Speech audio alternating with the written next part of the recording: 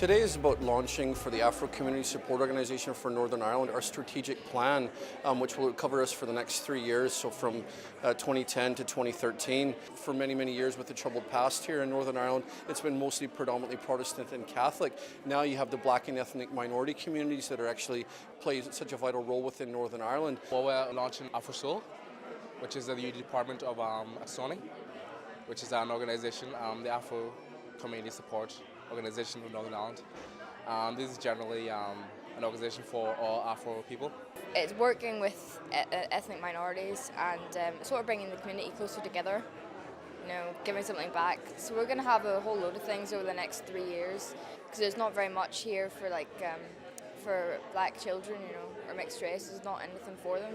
So it'd be good if we could, set this trend, because there is a lot of racism, sectarianism. So we want to break those barriers. It's quite a diverse and eclectic population here in Northern Ireland, and the purpose of the strategic plan is obviously highlighting the needs of the Afro community. And what I mean by Afro community, I mean African, Caribbean, Americas, and mixed heritage backgrounds. Really what this document does is it actually breaks down in further detail really patterns of actually community building, cross-community relations, cohesion, a common shared future. Really how you go about doing that is actually having events where you're actually bringing the communities together, especially maybe a troubled interface where maybe they're only used to maybe a Protestant Catholic thing. Now they have a whole myriad of new things, the ethnic minority community. We want to organise and engage activities, because there are many black youths in Northern Ireland who want to find a place where they can share experiences, have fun together, that type of thing. And also stuff like youth empowerment. And also there's a lot of lesser racism, that type of stuff. We can come talk about it, school life, that type of thing. We have several rappers and musicians, so we could use that as a forum to open up, where we can come share our skills, rapping, and invite other people from the local community to come and join us.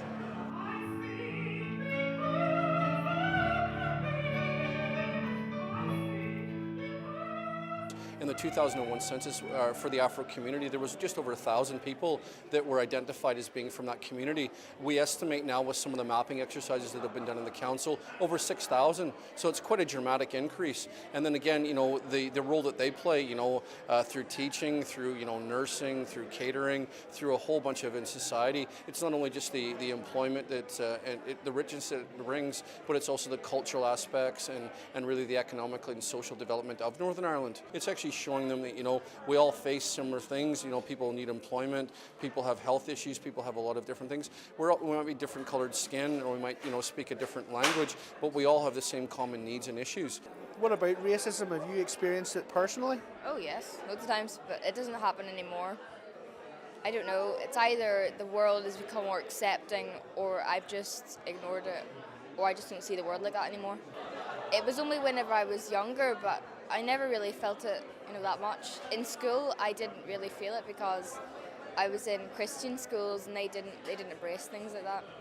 So they were quite open. And the new school I'm in, they're very open.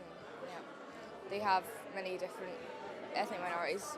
From going to an integrated school, I found that there's hardly any racism because people are more open. They come with an attitude to be open to different communities, that type of stuff. So generally the racism has been really small. But let's say maybe walking in the street or something, you get a few remarks, but that's about it, really.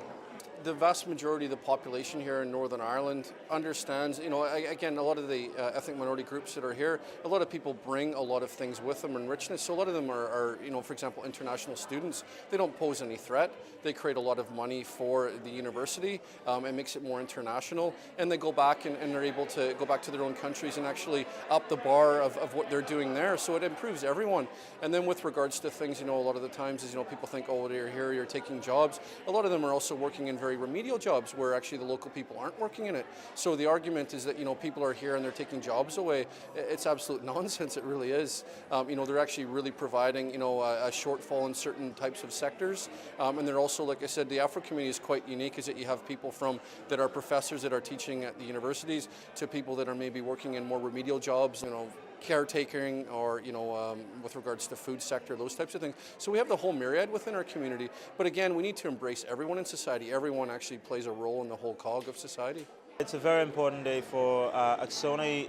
So far we've had the support of the whole community and the whole of the Northern Ireland Assembly to the point that we've got the Office of the First Minister and Deputy First Minister supporting the launch of this document, and we're very glad we had junior ministers launching the document, and it is very, very significant that we launched this here in Northern Ireland, in the Northern Ireland Assembly, because the OFM-DFM is actually very much in support of building unity and community cohesion and integration in Northern Ireland.